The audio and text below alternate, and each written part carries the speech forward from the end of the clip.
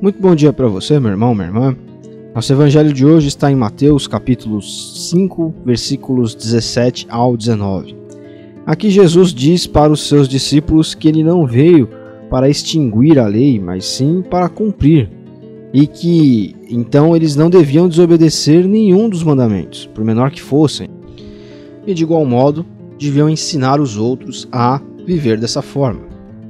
É interessante porque na época em que Jesus viveu, existiam várias escolas religiosas de interpretação da lei judaica, que buscavam interpretar como viver aquilo tudo que havia sido ensinado na tradição do povo de Israel e sua relação com Yahvé, com Deus, com a divindade, né? E grande parte dos embates de Jesus com grupos religiosos da sua época se dá muito por conta dessas interpretações da lei, que nada mais são que normas religiosas.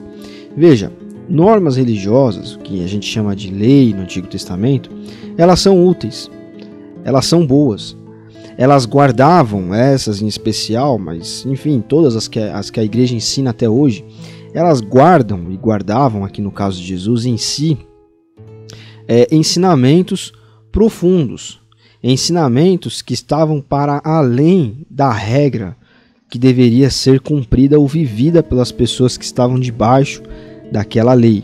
No caso aqui, o povo de Israel, né? E após Cristo, toda a igreja, né? Não mais um povo, mas a igreja.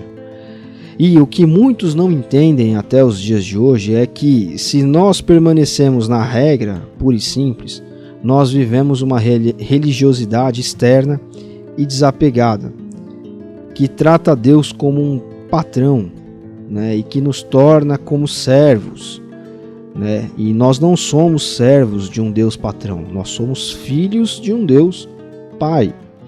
Então é necessário que nós transcendamos, que nós passemos para além da letra em si, porque Deus ele não raciocina quando ele lida com o ser humano por cálculos, tabelas, parágrafos e artigos. Ele se relaciona e Deus convive a partir do relacionamento, a partir do amor, né? Então, o que Jesus está falando aqui é: olha, eu não vim abolir a lei, não vim abolir nada, eu vim viver. E viver o que a lei ensina é, de fato, muitas vezes cumprir aquilo que está escrito ali, mas é mais além, como por exemplo no evangelho de ontem, em que nós vemos Pedro perguntar se o perdão deveria ser praticado até 7 vezes, e Jesus fala: olha, eu não digo 7, eu digo 70 vezes 7, porque o que a lei estava tentando ensinar não era a quantidade de vezes em si, mas sim uma vida que vive dentro da dinâmica do perdão. Que olha, a pessoa vai falhar porque é um ser humano, e você vai perdoar porque você também falhará como ser humano, e porque Deus perdoa a você, muito mais foi perdoado a cada um de nós. Quando nós entendemos isso, nós compreendemos não só a letra do que está escrito, mas mais além, o âmago do ensinamento. É o que acontece quando a igreja muitas vezes ensina certas questões morais, por exemplo. Olha, você é cristão? Evite fazer isso. Tome cuidado com aquilo. Não faça aquilo outro. Mas é claro que se nós vivemos só na base do fazer ou não fazer, do posso ou não posso, nós estamos vivendo uma religiosidade externa. Não estamos pensando na questão em si. Então, se eu perdoo porque a Bíblia diz que eu tenho que perdoar, então eu não entendi de fato o que é a questão do perdão.